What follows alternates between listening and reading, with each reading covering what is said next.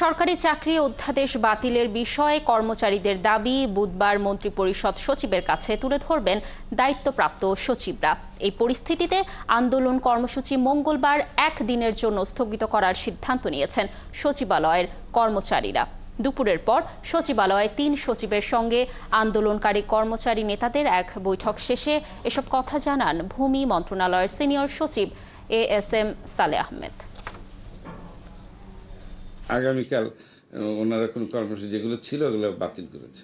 ওনারা যেটা বলেছে আমরা শুনেছি, সেটা আমরা জানাবো, কারণ আমরা এই আইন করার আমাদের কোনো হাত ছিল না, বা আইন বাতিলের আমাদের হাত নেই, আমাদের ক্ষমতা নেই। এটা একটা প্রক্রিয়াটা সরকার করবেন, এবং সেই আমরা শুধু সেটা ওনাদের দাবিটা জানাবো।